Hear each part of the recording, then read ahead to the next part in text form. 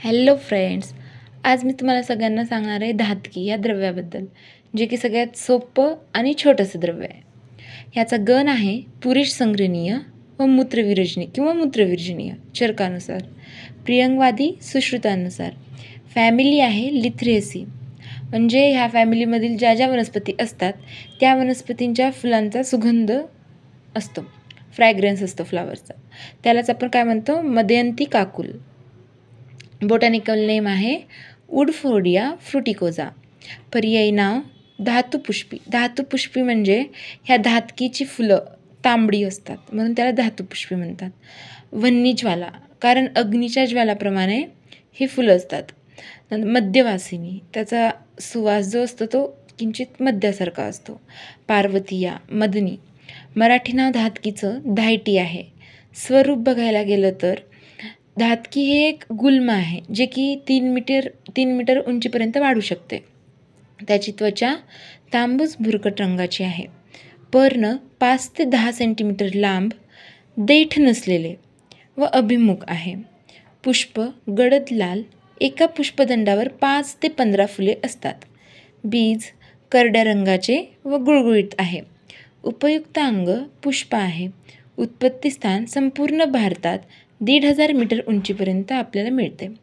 रासायनिक संघटन फुलामध्ये टॅनिन, शर्करा म्हणजे सुक्रोज आपल्याला पाहायला मिळते. अभाव प्रतिनिधी, यष्टीमधूच्या अभावी आपण धातकीचा वापर करू शकतो. गुण, धातकीचा रस आहे कटू कषाय, विपाक कटू, वीर्य शीत व मुख्य गुण आहे वृक्ष व लघु. प्रमुख कार्य व उपयोग, आता हे आपल्याला क्लिनिकली खूपच इम्पॉर्टंट असणार आहे. दोषघ्नता, धातकी कषाय कटू रसामुळे व वृक्ष असल्याने कफघ्न असणार आहे. तसेच शीत व कषाय असल्यामुळे पित्तघ्नही असेल. परंतु धातकीचे जे काही गुण आहेत, जसे की वृक्ष, लघु, तसेच त्याचे रस कटू कषाय, विपाक कटू, यामुळे धातकी सर्व गुणांनी वातवर्धक आहे. स्थानिन, धातकी दाह प्रशमन करते. का? कारण शीत आहे. रक्तस्तंभन करते, कारण कषाय आहे, कषाय शीत असल्यामुळे. जंतुघ्न व व्रणरोपण कषाय रसामुळेच. अग्निदग्ध व्रणात, म्हणजे बर्नवूड, काहीतरी आपल्याला पोळलं किंवा अशी काही ऊण झाली तर त्या व्रणामध्ये व्रणरोपण व दाहशामक म्हणून फुलांचे चूर्ण तिळाच्या तेलाबरोबर मलम करून वापरावे. आता अभ्यंतर उपयोग.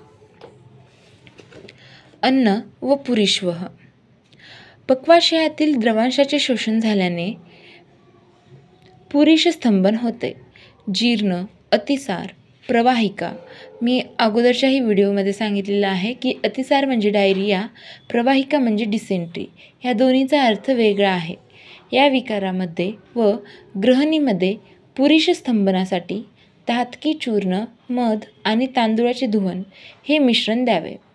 रसरक्तवहन, कषाय रसाने व शीतवीर्यामुळे रक्तगत कफपित्ताचे शमन व त्यामुळे रक्तप्रसादन होऊन रक्तस्तंभन होते. ज्वर, रक्तपित्त, तृष्णा, विसर्प यावर धातकी उत्तम कार्य करते. मांसमेदोवह, कषाय रसामुळे धातकी त्वच व वर्ण कार्य करते. कषाय रसामुळे पू व कोथाचा म्हणजे गँग्रीन नाश होऊन धातकी व्रणशोधन व रोपण करते. शुक्रार्तवह, कषाय रसामुळे क्लेदाचा व दुष्ट अशा कफाचा नाश होऊन गर्भाशय शैथिल्य दूर होते व योनिमुखावरील व्रणाचे रोपण होते. म्हणून रक्तप्रदर म्हणजे ब्लड डिस्चार्ज, श्वेतप्रदर व्हाईट डिस्चार्ज, रेड डिस्चार्ज म्हणतो, अत्यार्थ यात वापर करावा. मात्रा, धातकी चूर्णाची मात्रा 1 ते 3 ग्राम.